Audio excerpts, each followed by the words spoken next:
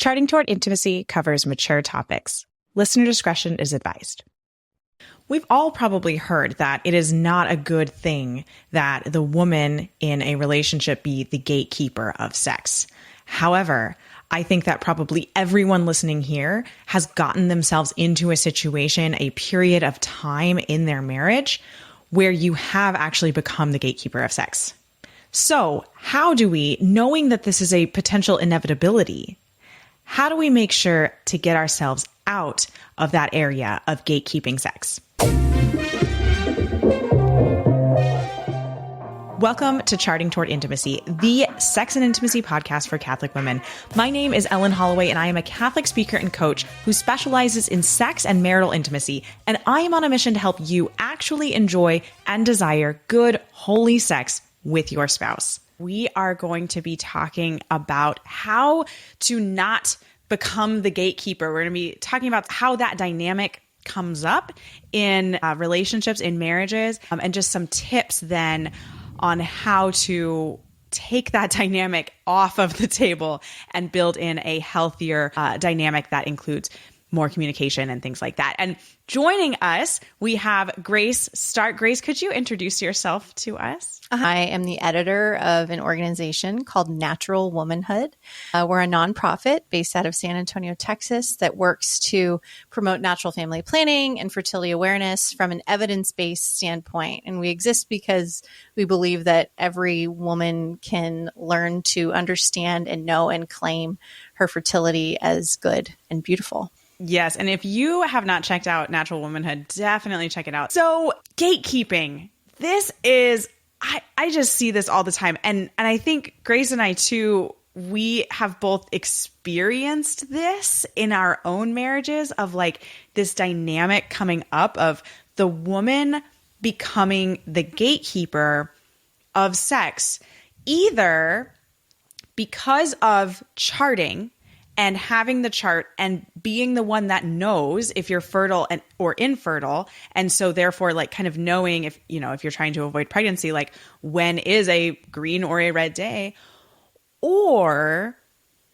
kind of becoming a gatekeeper for some other reason of, just not wanting to have sex and they're like not prioritizing sex and just continually saying no. So we're going to be talking about just gatekeeping in general. But I see those as kind of the two big reasons why the woman becomes the gatekeeper. Do you see anything else, Grace? Yeah, no, I think you kind of hit it on the head there. Hopefully if there's like deeper issues with, why you're reluctant to have sex with your spouse that might stem from, the only other thing that comes to mind is maybe like trauma or abuse. I would hope that those are things that you had talked about before you got married, that this isn't something that's continuing into your marriage. But certainly, that I think can be part of it. And if it is something that's holding you back from giving yourself over to your spouse, it's definitely something that you should seek out help, namely in the form of good therapy for, and definitely openness and honesty with your spouse about where you're coming from if you haven't been forthcoming about certain details. Yeah. And so I kind of want to speak into the charting aspect first, because I think sometimes there are some really simple things that can be just like implemented into your relationship that can really alleviate that feeling of being a gatekeeper. Mm-hmm. So, and what we're talking about with like charting and feeling like the gatekeeper as charting is like, okay, you as the woman, you are the one that observes the signs. Mm-hmm. There's no one else that can do that. Like that's your husband's not going to wipe you, yeah. Right? Unless you're like ill and they're being called to take care of you that way, which, in sickness and in health, it can happen. I mean, and that's beautiful, but at that time you probably don't need a chart because you're probably not thinking about sex. Yeah, if you've got something like that going on, right? Not to make light of anybody's situation like that, but right. Yeah, keeping things in broad strokes here. Yes, you're the one observing those signs when you go. Exactly. Like there's nothing. Yeah, there's nothing your husband can do in that aspect of it. Mm-hmm. However, that is simply one aspect of utilizing natural family planning in your marriage. Mm-hmm. And so what I think the biggest thing is sitting down, the two of you, and brainstorming ways that your husband can be involved and share responsibility for using natural family planning. And this can look like a lot of things. I know, like, a really common suggestion if you use like a symptothermal method is like, oh, the man is in charge of the temperature. And that I feel like maybe works for 10% of the couples. Like, honestly, I didn't work for my husband. Let's be real. But if that works, fabulous. However, like if you use a device like perhaps a temp drop or the Clear Blue fertility monitor that has a step that needs to be done of like a read time or a syncing that needs to be done, that is something that your husband absolutely could take on. And it wouldn't be, I don't see it as a very difficult thing, right? So I'm just thinking of like the temp drop that I have. Like I could take it off in the morning and then just put it on his side of the bed. And it's like, you're in charge of syncing that. And it syncs to the app. Or I've heard of lots of couples who use the Clear Blue fertility monitor, and the husband is the one who actually like, because it takes 5 minutes for it to read, which is a really long time. I mean, it's not that long, but it feels like forever. Yeah. And so like the husband can actually be the one who like looks at the monitor and puts that in the chart.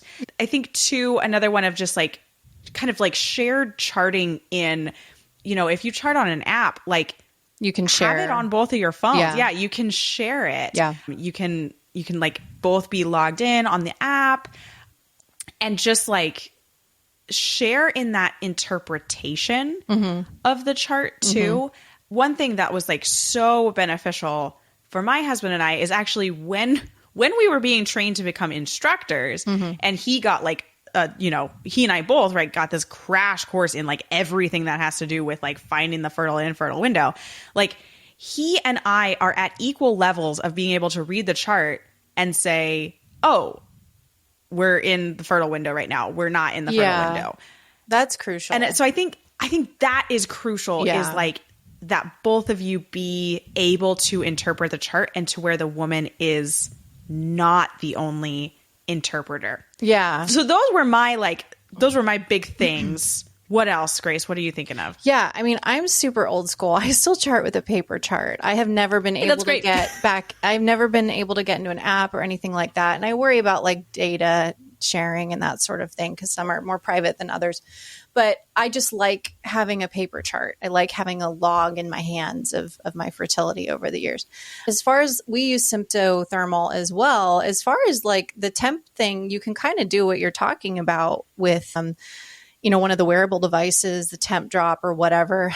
And with a thermometer that goes in your mouth, the basal body thermometer that just saves your last recorded temperature, which mine does. So like I take my temperature in the morning and then I just put it on my bedside table. And so a lot of times my husband will be the one to walk over, you know, in the evening and click it on and record the temperature for the day on my paper chart. And then at that point, that prompts him to ask me, okay, what kind of day was it today? What did you see? What symbol should I be putting down? You know, that sort of thing. So yeah, absolutely. Having your spouse have the same level of buy-in on the knowledge of how to like fill out a chart, whether or not it's inputting it into your chosen app or on your paper chart, like what do each of the symbols mean? You know, just like that kind of stuff, making sure, like you said, that you're at that same level of knowledge about the how-to of the charting. And then wherever possible, having your husband be the one to input the data, because then they can see just in real time as you can what the data says, right? If you both know how to interpret it, it's right there in front of you. And, you know, sometimes it's funny. My husband will be the one who'll look at it, and because he's the one putting in the data, and he'll be like, oh, okay, we only have one more night or whatever. And then the next day I usually get a text like, what kind of day was it today? Because he's anticipating, right? Like day number 4 is coming up or whatever, you know, when you're breastfeeding and trying to set your basic infertile pattern or whatever.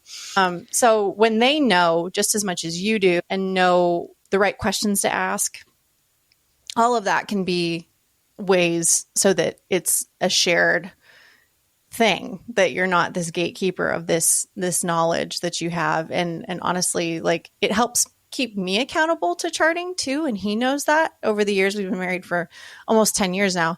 Like he knows that if he doesn't always prompt me, like maybe just through a text during the day, like, hey, what kind of day is it looking like? Or, hey, you know, did you take your temp and happen to see what it was this morning?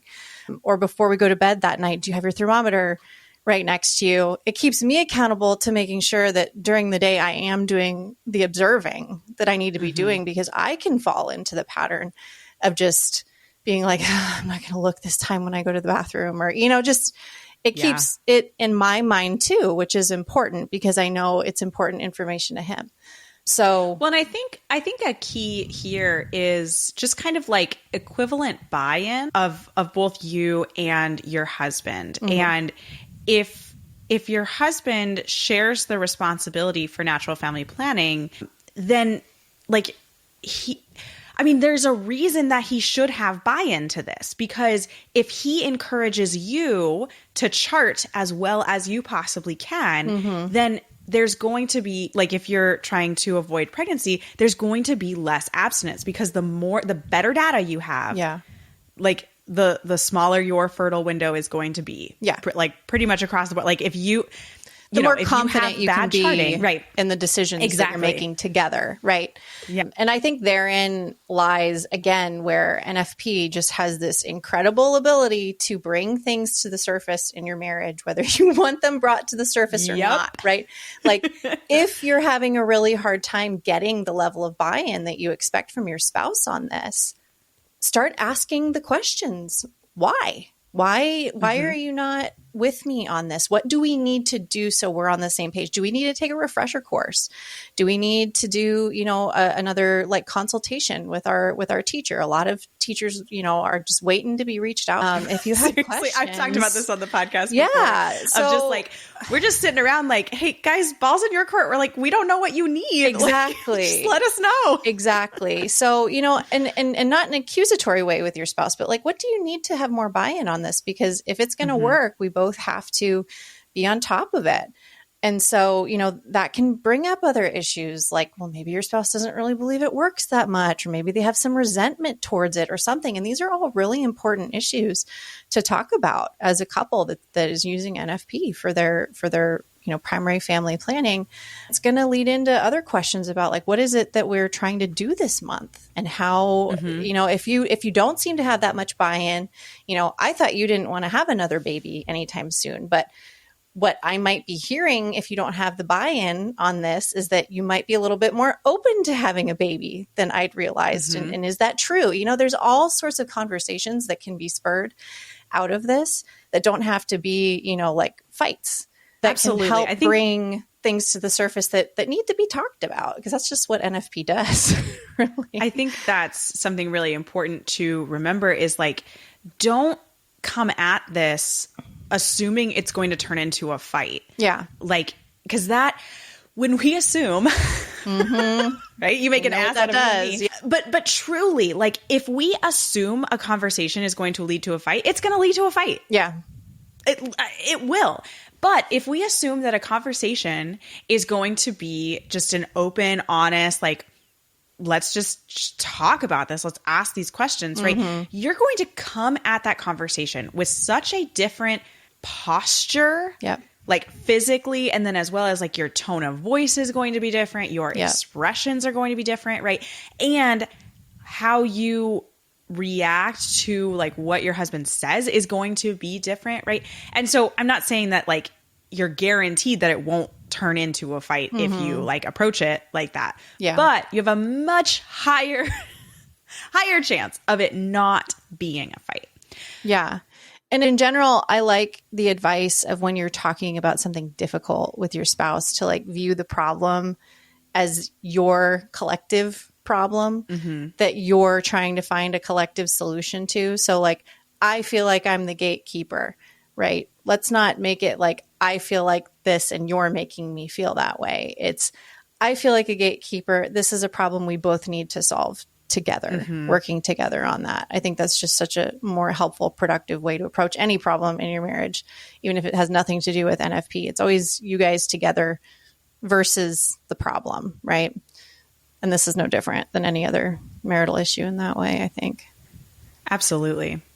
I think another space that I'd like to speak into is I come in contact with a lot of women, and you listening might be kind of in this boat of like, okay, everything that you're saying is not applicable at all because my husband has just said, I don't want to use NFP. I don't want anything to do with it. Like, this is your problem. And I just want to say first off, like, I feel for you if this is your situation. This is a very difficult situation. I think this comes up a lot of times if you have, a disparity of cult marriage. Sorry, I'm using all theological terms. I should have said that normally. If you're married to a non-Catholic or if you're married to a non-Christian, especially, is when these kinds of things come up. And I think something to kind of try to switch your mindset on is if you feel like the gatekeeper of sex, and this is your situation, very likely you are, in fact, the gatekeeper of the information about your fertility. You're not the gatekeeper of sex, but it feels like you are. But you actually are, in fact, gatekeeping the fertility information. And so what I want you to do is find a way to regularly communicate your fertility status to your husband. Whether that is like daily sending him a text of like, by the way, I'm still in my fertile window. Looks like maybe 3 or 4 days from now. It kind of depends on, what I see, what I'm tracking, right? And like keeping that open communication about where you are in your, even if he doesn't want anything to do with the charting, he doesn't want to help with the charting, he doesn't want to help with interpreting, you can still make sure that he is aware of where you're at in your fertility cycle. I think that is a huge, like, it opens the door to communication and it can really alleviate that feeling of being the gatekeeper, because like, whether you realize it or not, you can very easily gatekeep that information if your husband wants nothing to do with the chart. Because if he's not looking at it, he doesn't know. Yeah. And that's I think that's a really great point, that there's gatekeeping that can happen in different ways. And if you are in a situation where your spouse doesn't seem to want to have anything to do with NFP, but you're still keeping that information, that line of information open, and they still, approach you, they still try to initiate and you're in a fertile part of your cycle, then, you're not really the gatekeeper so much there, because they have the information. They're making a decision based on information, which tells you that, they are open to the possibility of, conception possibly happening. And so at that point, that might be a great time for you guys to have a conversation that you've been needing to have. Like, well, I did tell you, that I am fertile. And then let them know I am or am not open to the possibility of conception right now. It seems like you're telling me you are open. So how do we feel about this? And who knows what information, what conversations can come from that sharing of information, especially if there's a spouse who's been like really reluctant to be out in the open with some of these conversations. Yeah. And I recommend actually like sharing it either like via text, email, or like with your words. I've heard a lot of like jokes about, oh, we have a bowl and there's either green marbles in it or red marbles. Please don't do that if this is your situation. Like, if you have a different dynamic and like that's just a funny way that you guys communicate, great. Like that's fine. But we're talking about like, if this is your situation where your husband doesn't want anything to do with charting, communicate it with words. Please don't communicate it with like a sticky note on his side of the mirror or something like that. Because what we want to do is open up the lines of communication, because I think, and Grace, you said this before we even started recording, like the main issue here with feeling like the gatekeeper is a lack of communication somewhere. Somewhere along the lines, there's a lack of communication. And your job is to kind of like sit down and figure out, okay, where is the lack of communication and where can I make sure that communication then happens, right? Is the lack of communication that I'm not, sharing the information about my fertility? is the lack of communication that we haven't really sat down and talked about discernment very much. And so we're not even really sure where each other lies on the, do we want a baby? Do we not want a baby right now? Right? Are we avoiding or not? Does the lack of communication lie deeper into just like a discomfort in talking about sex and pleasure and intimacy? Yeah. Is there a discomfort in initiating, and those are just a couple of examples, but it's like, you need to figure out where the communication problem is happening and then work from there. And then two, being honest with yourself, asking yourself, like, what have I possibly done to feel like the gatekeeper? Especially if you do have buy-in from your spouse with NFP. So like flipping the script here a little bit. You've got a spouse who has the buy-in, who has the knowledge, and yet you're still feeling like you're the gatekeeper somehow, and I think at that point it requires some honest questions of yourself. Like, am I ever initiating? Does he feel like he's almost the gatekeeper in a way because he's the only one who ever initiates? And that if he didn't initiate, we just never would have sex. Or, are you saying no all the time? Have you made yourself into the gatekeeper by having your default be no instead of, more of an openness, unless you've got, unless you're fertile and you really have great reasons to not try to conceive, or, you've got other things going on, whatever.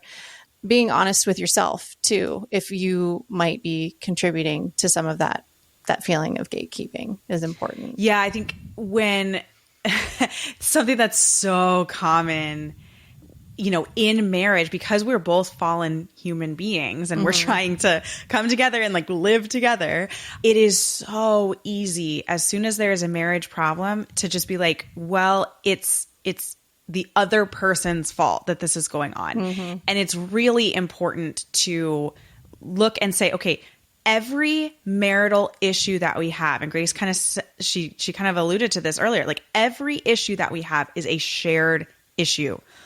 Both of us have contributed in some way. Maybe one person kind of contributed to the issue more, right?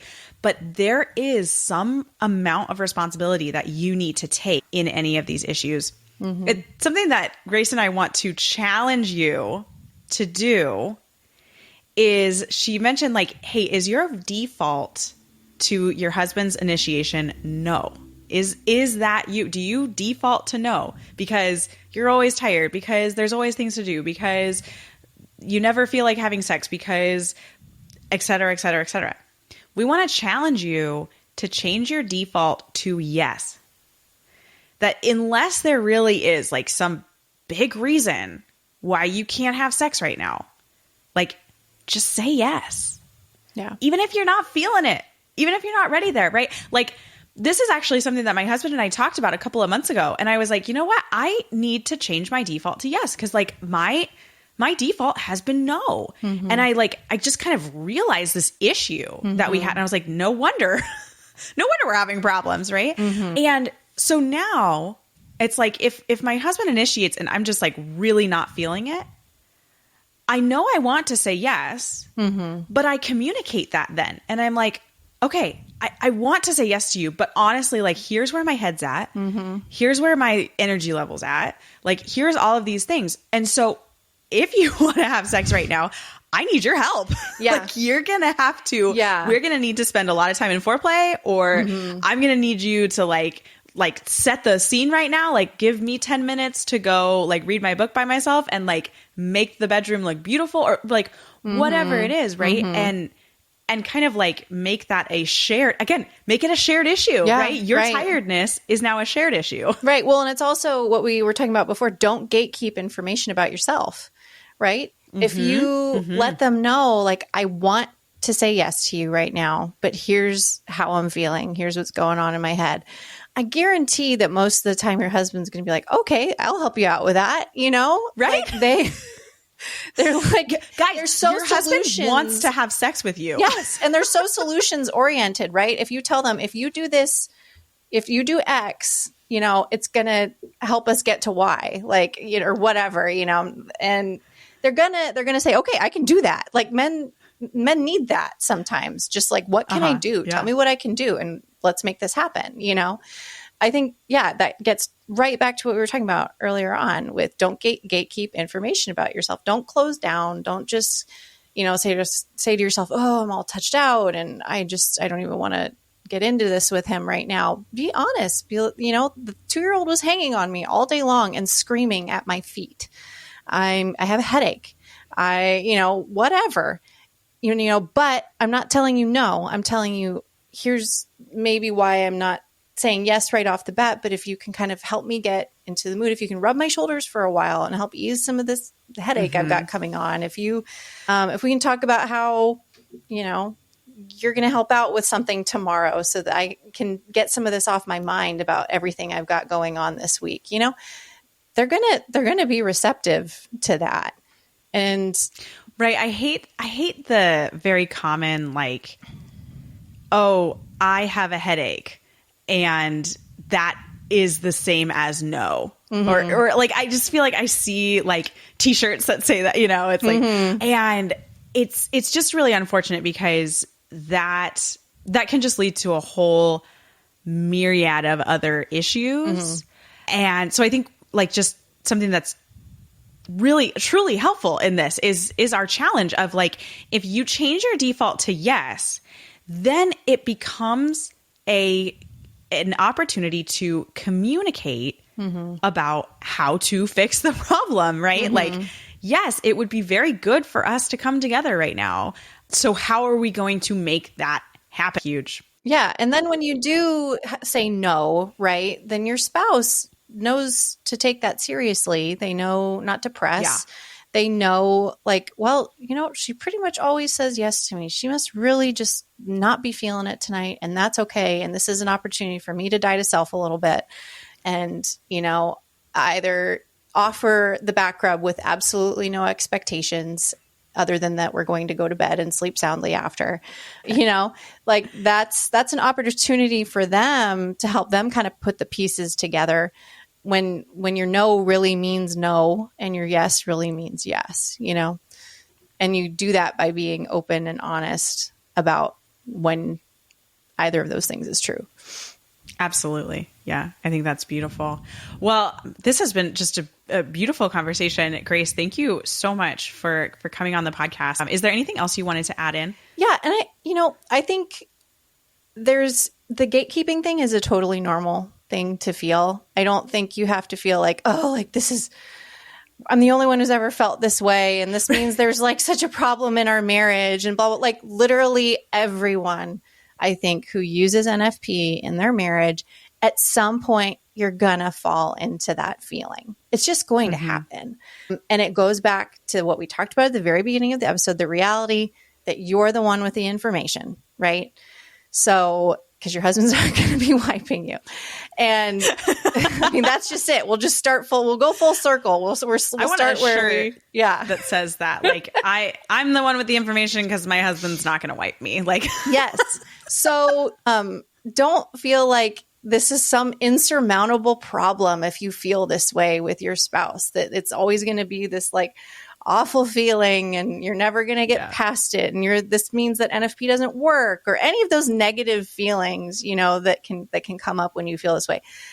Everyone, whether you have a great marriage or not, I think we all go through seasons of this, especially probably in the trickier seasons like postpartum and those transitional seasons, perimenopause, that sort of thing. So take heart in the fact that this is something that we literally all deal with. And a lot of us have been able to come out on the other side of it. Like, I have not felt this way in my marriage in a very long time. This was kind of same. That doesn't mean I'll never feel that way again, because we're human beings and we can fall back into patterns of bad habits, really, of not communicating and that sort of thing. But that's a good check, right? It's like, oh, I'm feeling this way again. Oh, what are we doing that's not conducive to like good communication and a good fruitful sex life together? What can we do better? So, don't feel like you're alone. Don't feel like there's no way out of it. Yes, it's frustrating, but it's also just kind of part and parcel of living this very countercultural lifestyle that we live here in NFP land. I think everything that we've talked about today is really, really solid advice from people who've been there, Right. For who no longer feel that way currently, how you can work through it and how, ultimately all of these different challenges that we work through when we're living out NFP do make for better, stronger marriages on the other side of these things. So absolutely. That was beautiful. Thank you so much for saying that. Thanks so much for listening. If you are not already following us on Instagram, be sure to check us out at Charting Toward Intimacy. And if you listen to podcasts on a platform that gives you the option to rate or review, we'd love for you to do that because it helps us spread the word about the podcast. If you ever have questions, comments, or episode topic ideas, please reach out to us. We love to hear from you. You can reach out on Instagram or send us an email. Our email is in the show notes. Until next time.